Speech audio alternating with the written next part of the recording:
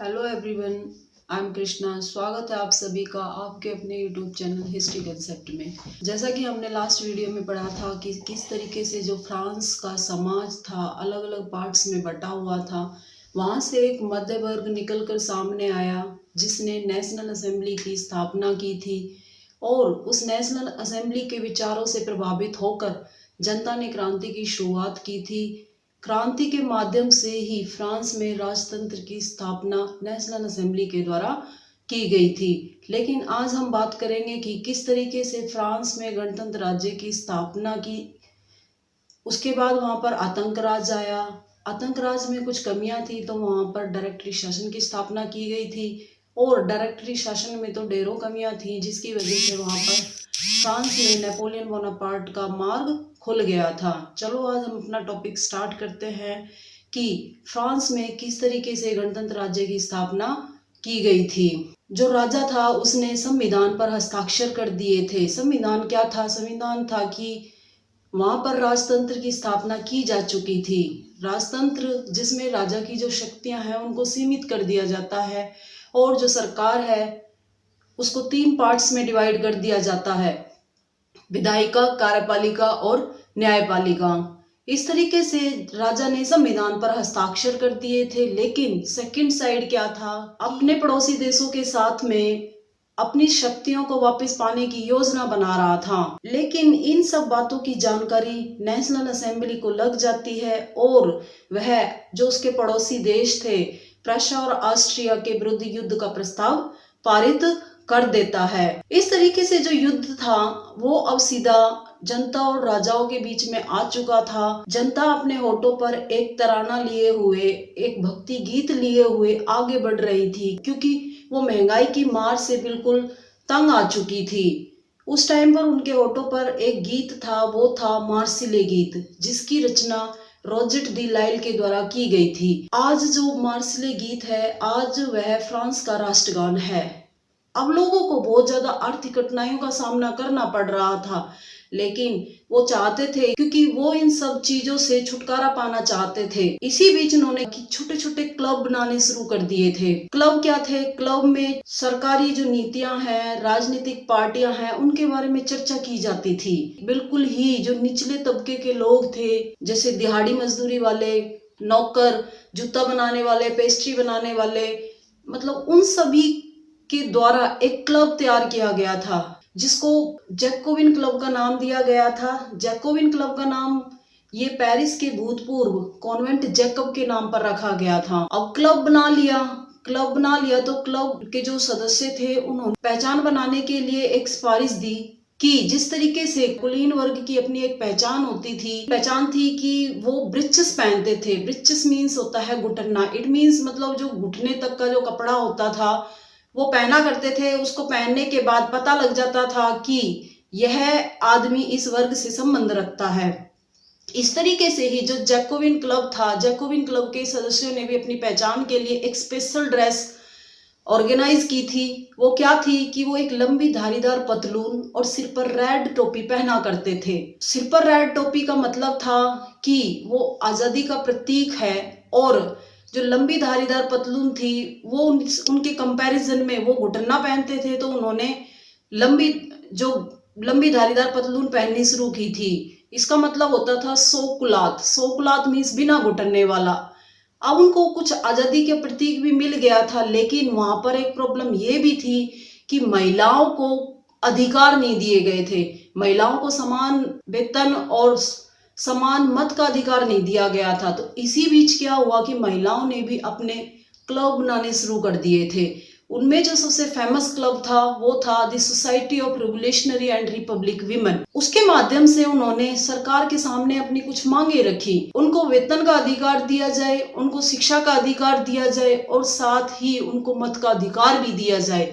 लेकिन इसी बीच कई महिलाओं को फांसी पर भी चढ़ा दिया गया क्योंकि सरकार चाहती थी कि जो क्लब हैं उनको बंद कर दिया जाए। लेकिन महिलाएं स्ट्रगल करती रहीं और अंत में उनको कुछ अधिकार भी दिए गए थे। समान वेतन का अधिकार दिया गया था, समान शिक्षा का अधिकार दिया गया था, लेकिन फिर भी उनको मत का अधिकार नहीं दिया गया था।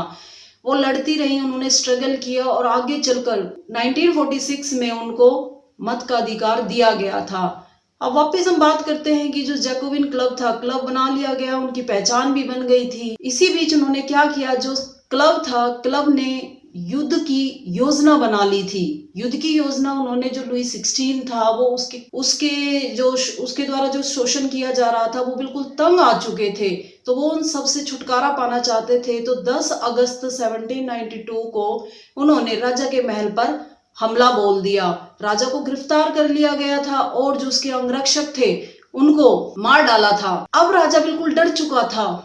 जो जैकोबिन क्लब चाहता था कि फ्रांस में गणतंत्र राज्य की स्थापना हो, तो राजा ने कहा कि राजा ने 21 जनवरी 1792 ईस्वी में यह स्वीकार कर लिया कि राजतंत्र को समाप्त किया जाए और वहां पर गणतंत्र की स्थापना की जाए। इस तरीके से वहां पर गणतंत्र राज्य की स्थापना हो गई थी। गणतंत्र क्या है? गणतंत्र होता है जो सरकार है उसका चुनाव सीधा जनता करती है।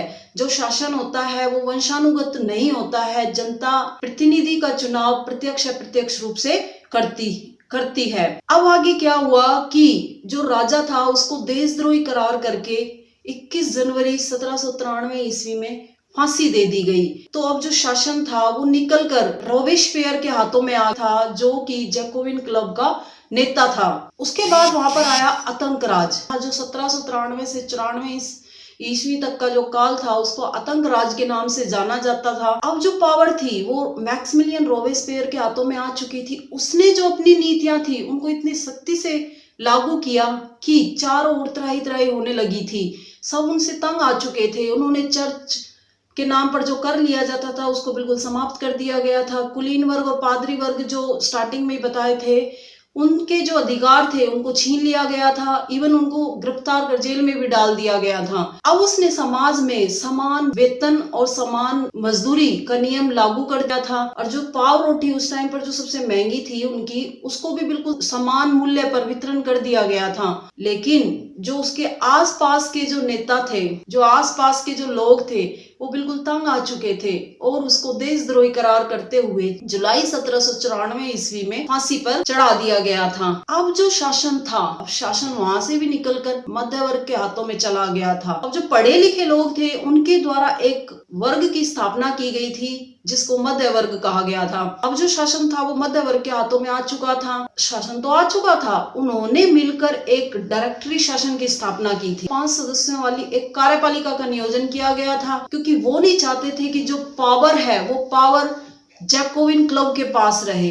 इसलिए उन्होंने वहां 5 सदस्यों वाली एक कार्यपालिका का नियोजन किया था, जिसको डायरेक्टरी शासन कहा गया था। कोई भी नियम पास करते थे तो उनमें आपस में झगड़ा होता था। अब उस झगड़े का फायदा उठाया था नेपोलियन बोनापार्ट ने। वहां से नेपोलियन बोनापार्ट का मार्ग खुल गया फ्रांस में एंट्री करने के लिए। जो नेपोलियन बोनापार्ट था उसने 1804 ईस्वी में अपने आप को फ्रांस का सम्राट घोषित कर दिया। नेपोलियन बोनापार्ट के बारे में ऊपर एक आई बटन दिया हुआ है, वहां जाकर आप लिंक ओपन कर सकते हो। मैंने स्पेशल वीडियो बनाई हुई है नेपोलियन बोनापार्ट के बारे में कि किस तरीके से उसने अपना प्रभुत्व निभाया फ्रांस में, क्या क्या उन्होंने सुधार किए थे, किस तरीके से उसको आधुनिक फ्रांस का निर्माता कहा जाता था। और उसकी मृत्यु के पश्चात, उसकी मृत्यु को जो लास्ट युद्ध था वो था वाटरलू का युद्ध। 1815 ईस्वी में लड़ा गया था मित्र राष्ट्रों नेपोलियन बोनापार्ट के बीच में। उस युद्ध के बाद वो बिल्कुल हार चुका था, उसको सेंट हेलेना द्वीप भेज दिया गया था। वहां उसकी 5 मई 1821 ईस्वी में मृत्यु हो जाती है और जो फ्रांस का प्रभुत्व है उसी युद्ध के साथ में समाप्त हो जाता है। जो क्रांति थी वो फ्रांस में न रहकर यूरोप के बाकी हिस्सों में फैल गई थी। हमारा जो टॉपिक है वो खत्म हो चुका है। अगर आपकी फिर भी कोई क्वेरी रह जाती है फ्रांस की क्रांति के रिगार्डिंग, तो आप नीचे कमेंट बॉक्स में लिख सकते हैं। अगर आपको मेरा ये वीडियो अच्छा लगा तो लाइक करें मेरे वीडियो को, शेयर करें अपने फ्रेंड्स के साथ ज्यादा से ज्यादा और सब्सक्राइब करें मेरे चैनल को।